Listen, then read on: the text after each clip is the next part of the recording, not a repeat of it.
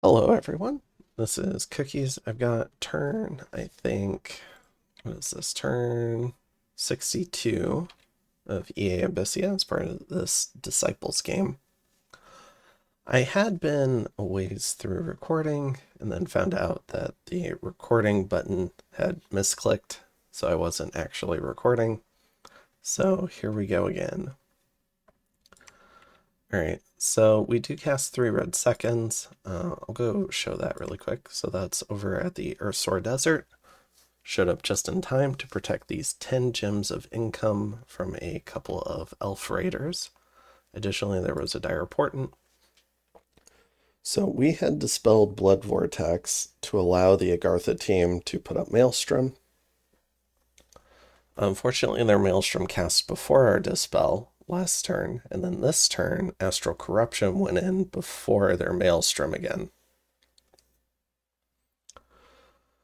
Which is probably the worst series of events we could have gone for, because now Astral Corruption has replaced Blood Vortex, and we had a somewhat stable Globals lineup, at least for a little bit. So,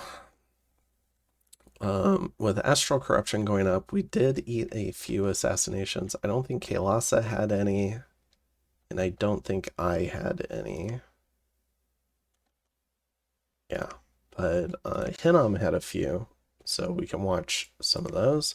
And the first one is the most important, because this little horticulturalist was forging something with our Robe of the Magi, which is very unfortunate.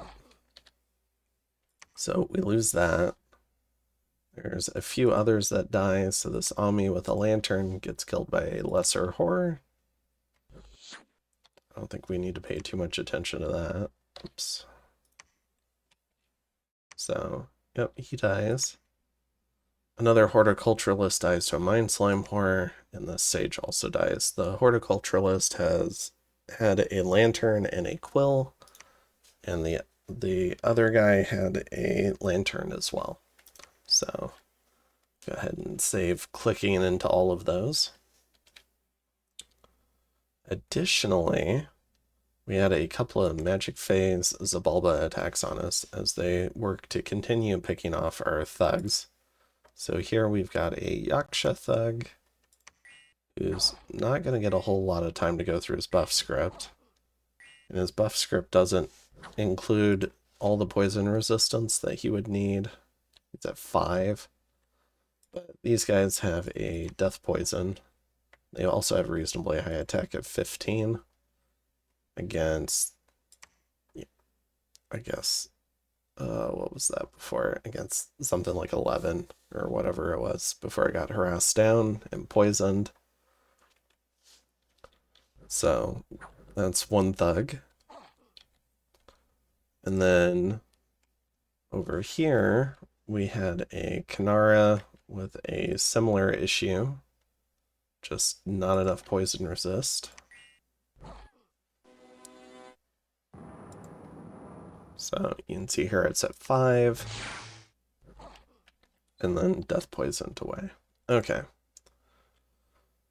And then we also try the remote Thunder Strike spell. Now, this was one that I know from a different game isn't very impressive, but I think Zane wanted to try it, so he went ahead and tried it.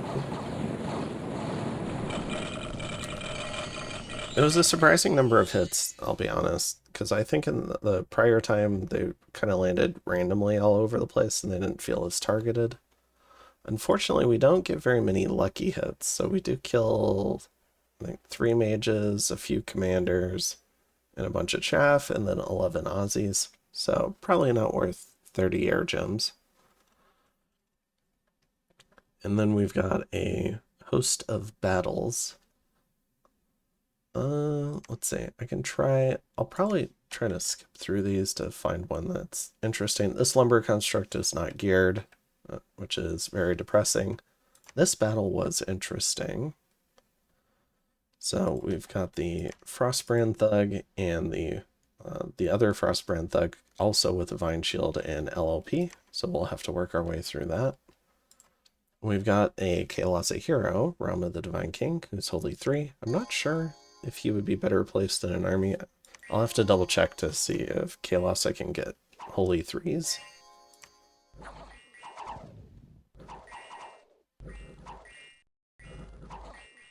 Alright, so let's go ahead and see these buff scripts. So here's the gear on Rama. It's a Hell Sword, which has a partial life drain and Berserker, Dragon Helmet, Fireplate, Boots of the Messenger. His script was Blessing, Temper Flesh, Regen, Iron Will, and Moss Body. Then we've got this She-Lord, Frostbrand Thug, doing Blessings, Animate Tree, Blurred Body, Personal Luck. The other one, Displaced Body, Shroud of Bewilderment, Dance of Ephemeral Swords, and Personal Luck. And then our Yaksha has a GSS, Dragon Helmet, Fireplate, Boots of the Messenger, is doing Iron Skin, Temper Flesh, Gift of Cheated Fate, Iron Will, and Mirror Image. So, doing our best here.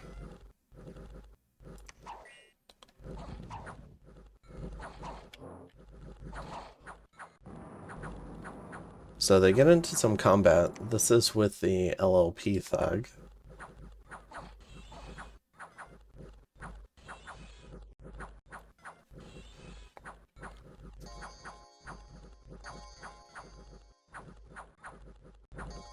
Oh, as a reminder, our Bless is Resist, Undying, Enchanted Blood with Righteous Wrath, and Disease Resist.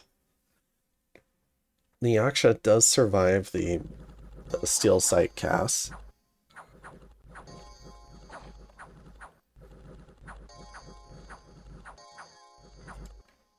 At 27 protection against a Frostbrand that does 21, and then with 5 cold resist against this 8 AP Frozen Flames effect, we're pretty well equipped to survive the actual She-Lords. But the Imps can definitely be a problem, and eventually they do roll high. So this Thug is almost dead.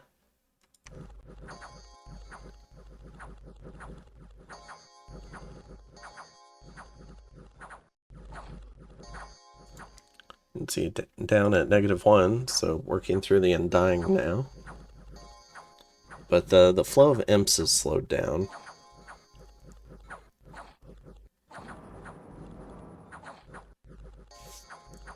So now that Rama's working on the She-Lord, and we're at -1 HP, now at -7, one more good hit and this Thug is dead.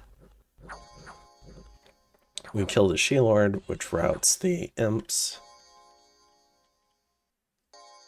Then Rama and the Thug go in on the other guy and go ahead and kill them, and we go ahead and regen out of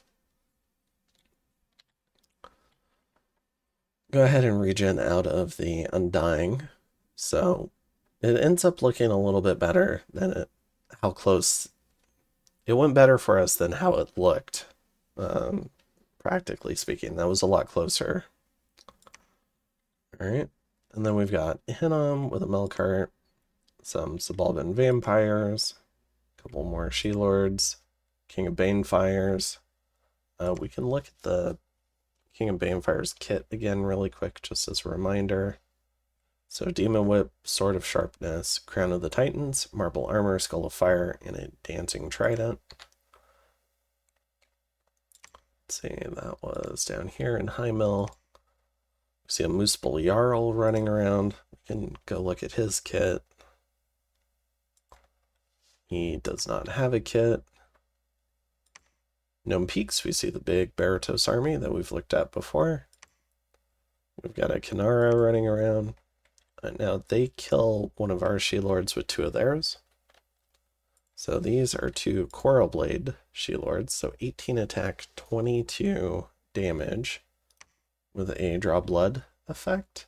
So they probably only have to hit once and then we'll bleed out. And they both have 23 HP. Coral Blade gives a lot of HP.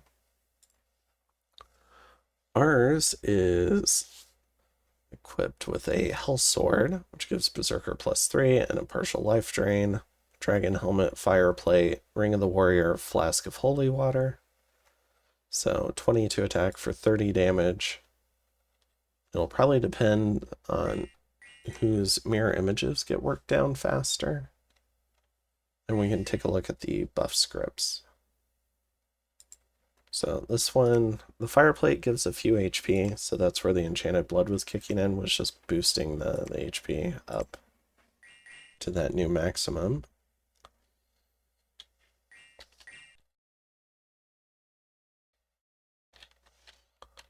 Alright. So, Archie Lord, Shroud of Bewilderment, Gift of Displacement, Barkskin, Gift of the Hair, and theirs. Displaced Body, Shroud of Bewilderment, Dance of Ephemeral Swords, Personal Luck. Displaced Body, Shroud of Bewilderment, Dance of Ephemeral Swords, and Personal Luck. So, a little bit of a battle of the scripts.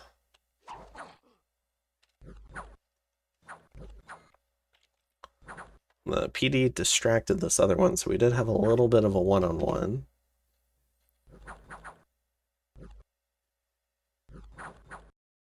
We're starting to lose our mirror images to the combined effect.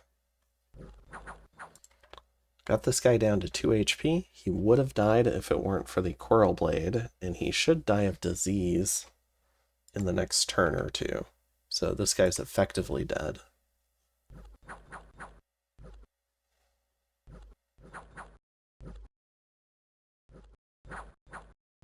But they have drawn blood on our thug, so ours is starting to bleed out here.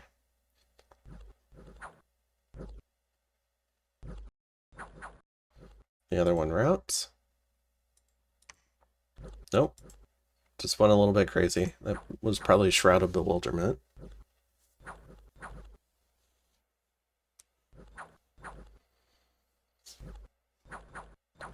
Have we routed? We have not. We have lost an eye, though. No, we should be berserked.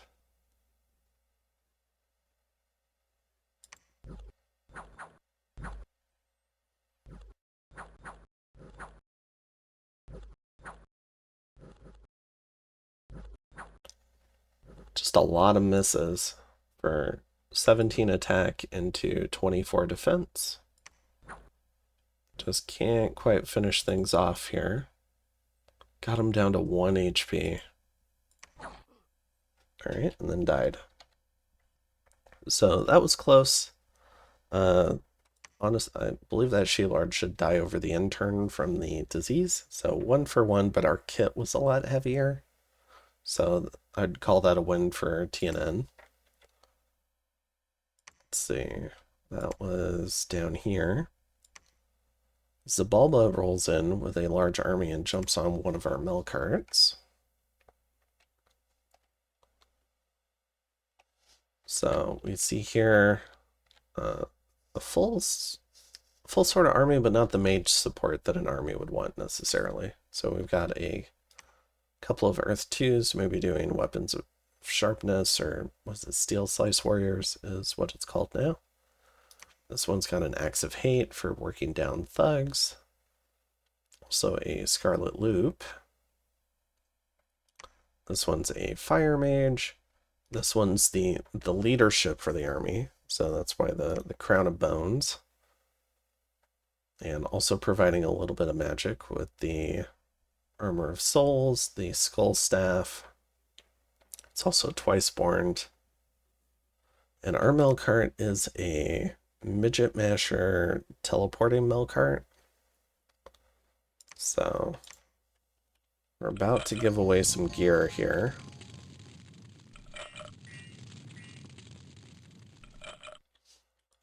So script here was Blessing and Twist Fate.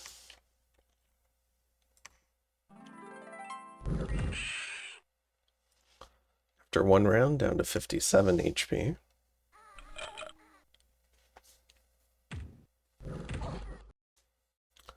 And dead after the 2nd round. So there goes our mill cart. Where was that? Was that here? Okay. Then Ubar. Okay, so Ubar and Tianqi looks like they have a big battle. Let's go ahead and check that out. Here's the Tianqi army. We've got these, was it spearmen? And a few mixed in with some glaives.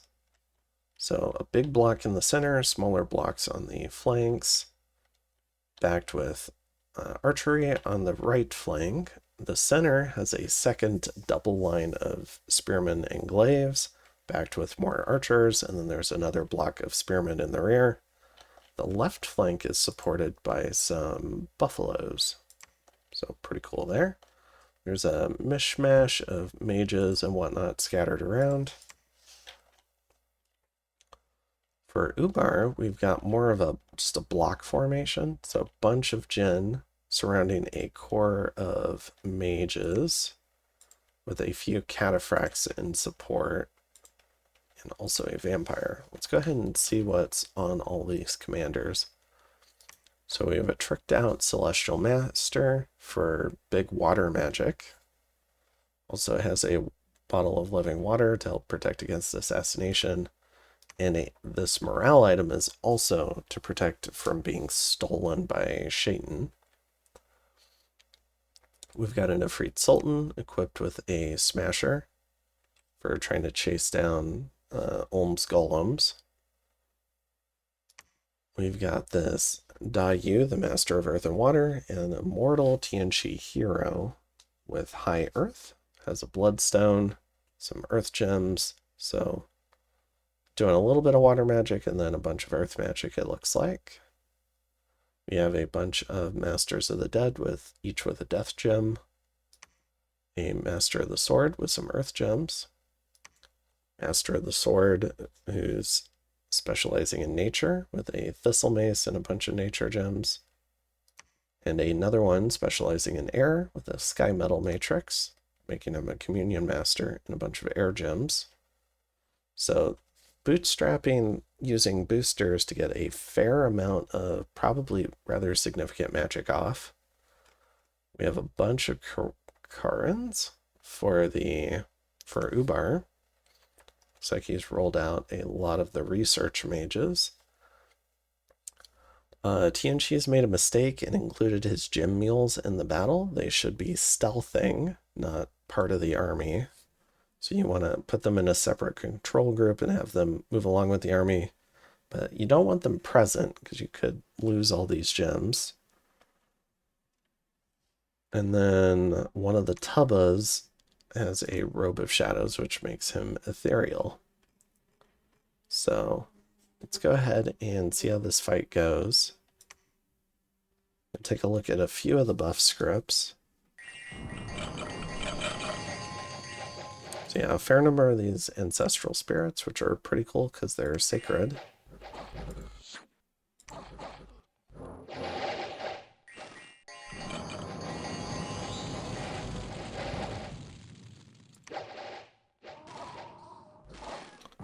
They're doing a great job providing some evocation bait. I like that he's got multiple squads out. He's got attack rear bait. He's got squads out in front that are more expendable, I guess. He's got a central box as well. So this is an army with a pretty good ratio of troops to mages, at least for humans, where you expect a lot of these human troops to die in particular battles. But the mage core isn't overextended, but it's enough to get off the buffs you need. So let's go ahead and it's combat round 2, but it looks like the flyers are incoming. All right, so let's go ahead and see some of the buffs so far. We've got Frostflesh Army, which is, I believe, army-wide cold resistance. No, fire resistance, because they've got a cold vulnerability, potentially. Okay. Then we've got, let's see, Mistform, Stone Skin from the Sultan, Communion Master, Mistform, Temper Armors, Blessing, Mistform, Personal Stone Skin. So the Ifrit Sultans are not doing any army-wide buffs, even though they potentially have some of the paths to do that, at least from what we've seen so far. Dayu puts up Marble Army. We get Serpent's Blessing. We get Army of Mist, which is a great one against Ubar. Now, a fair amount, they do have a lot of evocations, a fair number of them have magic weapons, but I believe the regular Jinn do not. But I can take a look. All the Jinn mules retreated because they were scripted to retreat, so still mistakenly included in the battle, but they all hopefully got away safely unless they retreated poorly. So we won't know. One of the Tubbas is dead. Got hit by a composite bow. So there are some advantages to having those forward deployed archers. In terms of troops, a number of ancestral spirits have been killed. Heavy footman is killed. Yeah. And we've got the Jinn landing. And oh, they do. No, that's a guardian. Are they all guardians though? Okay, so the guardians have magic weapons, but Army of Mist still forces them to hit twice. So it's still worth it. All right. So with that, I'll go ahead and let you guys watch the battle.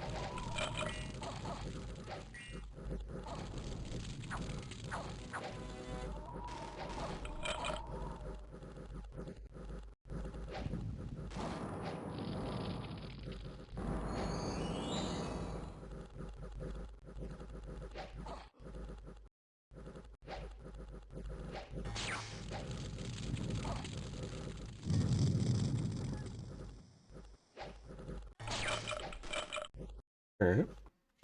Frozen Heart. These Quarrens get left behind. They were the communion slaves, so they're still fatigued out.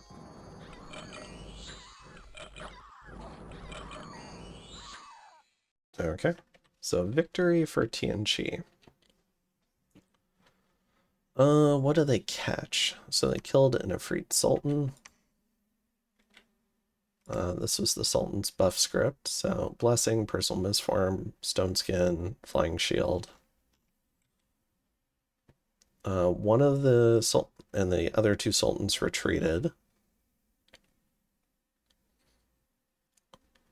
We do have a few casualties from the Tianqi Mage Corps. So far, nothing serious. They lose this noble commander. The Quarren casualties are very severe, about 2/3 dead. The Shaitan is dead as well. So this was the buff script: Fire Shield, Mistform, Personal Misform, and then Mistform, and then Protective Winds. And then the Tubba largely retreated.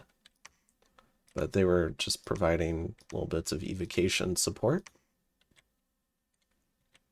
So in terms of the,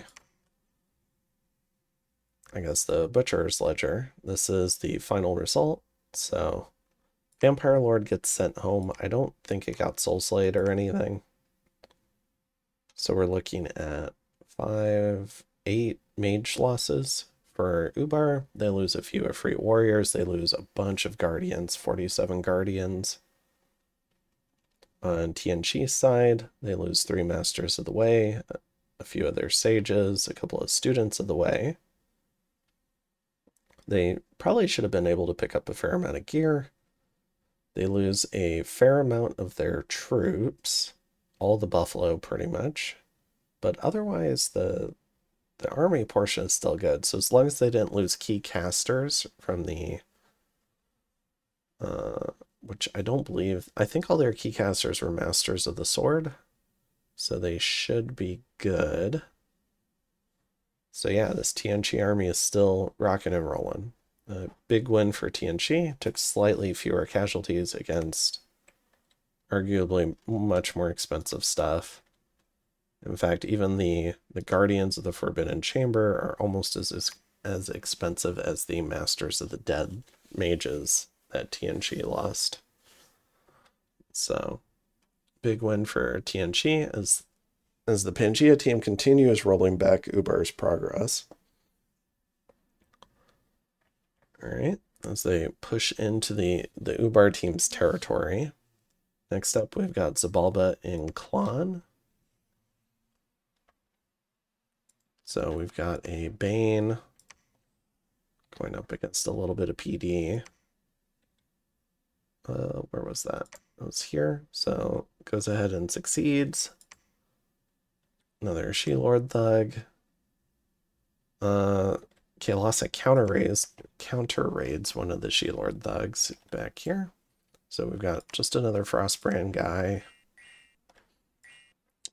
Runs into this Yaksha with a Burning Pearl, Fireplate, Dragon Helmet, and Great Sword GSS. Then we've got another She-Lord with a Hell Sword, Dragon Helmet, Armor of Knights, Flask of Holy Water, and Burning Pearl.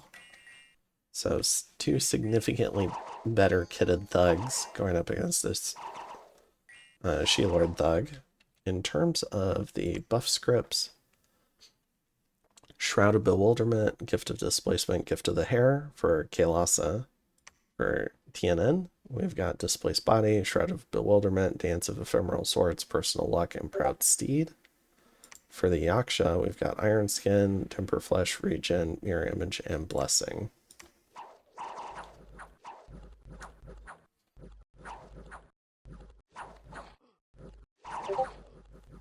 Oh, my Discord's going a little bit crazy. I'll probably just do this turn for this episode. Whoops.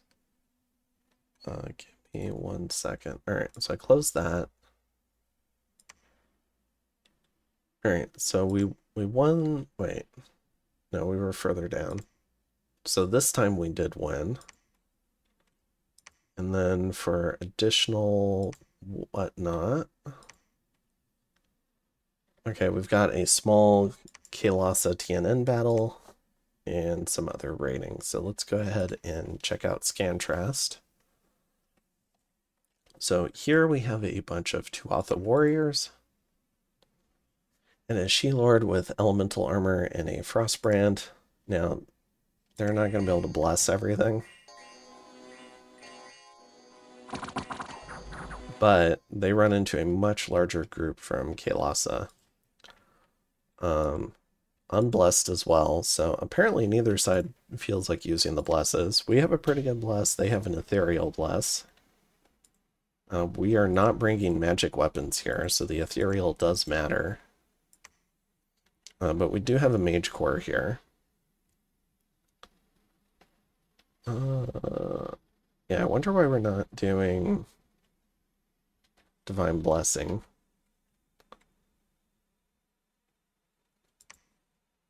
So we get off anti-magic. We have some Enslaved Mind. We've got some Blessing. A couple of Yakshas. So some group iron skin. Okay. So let's go ahead and see how we do here. That hurt. But looks like we didn't truly need to be blessed there. And so we end up losing 16 Sacreds. We still a 2 Atha Warrior. We also lose 5 Yavanas and 1 Ingiri, so 22 Sacreds in total. We kill 55 and kill a She-Lord. So you can see how the two sides are getting stretched a bit there. So that was a raid over here. Offshoot from the main army. And I think that's the majority of the events. We get some glamour and water gems. A couple of Ettin's attack. Okay. So in terms of the kind of like our field of operations, Kailasa, who's working down TNN. With the big victories we've had over the last couple of turns, I think their mage core might be left inside of England. So, or the mage core that got away from Hinnom's defeat is either in England or it's pulled further back. But with these sacreds killed, they probably would have been good to sneak into England if a stand was going to be made there.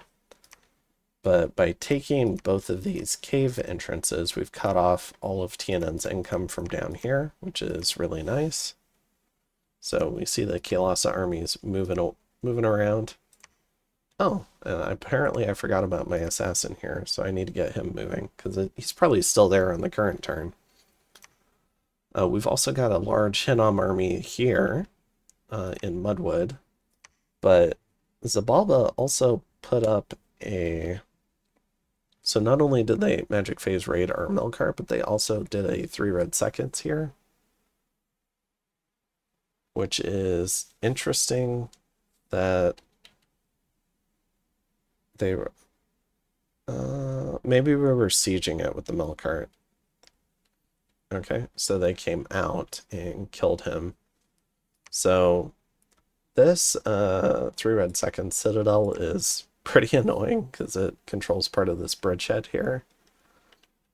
And then we see a large army with the Draco Lion coming out. So Zabalba's been hitting us pretty hard in the Magic Phase. We see a bunch of Zabalban Raiders. They've killed a bunch of our thugs.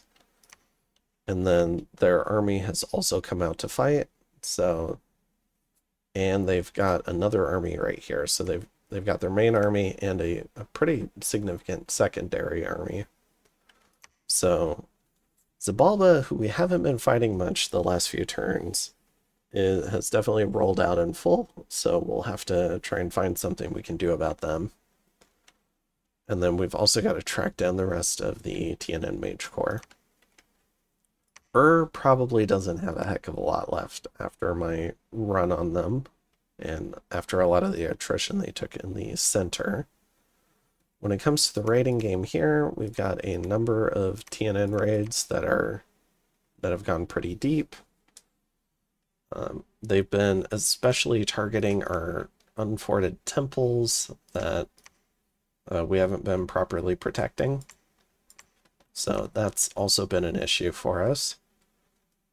So we've lost, I think, temples here, here, and here, and probably in a couple of other spots as well.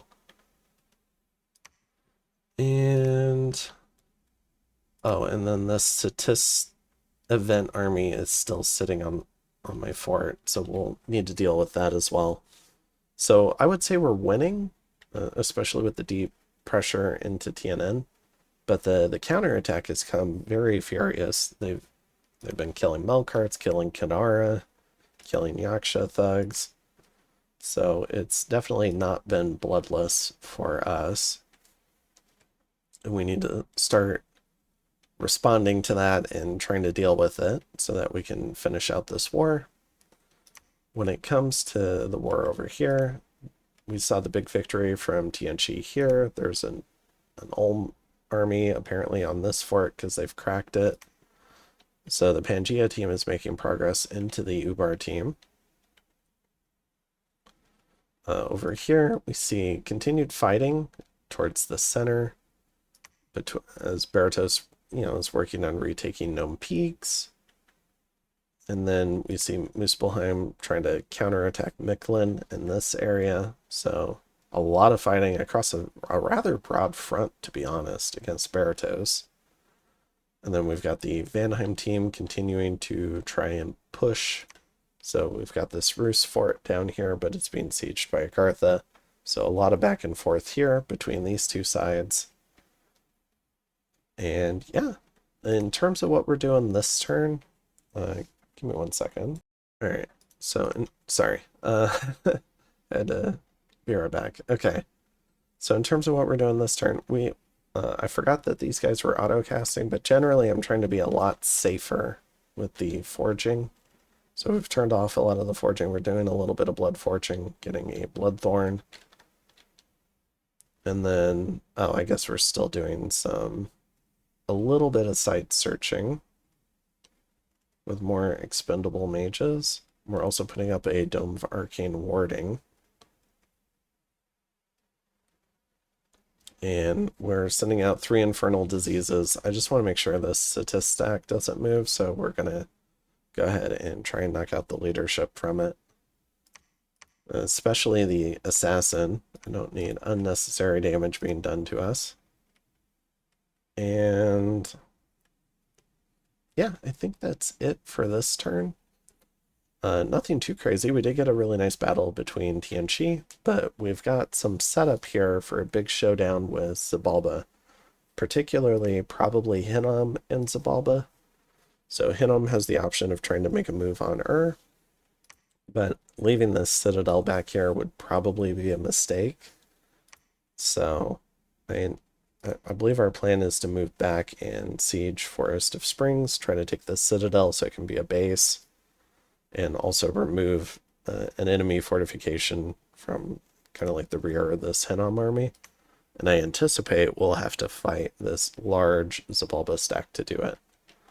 In the meantime, we're going to continue trying to push on TNN.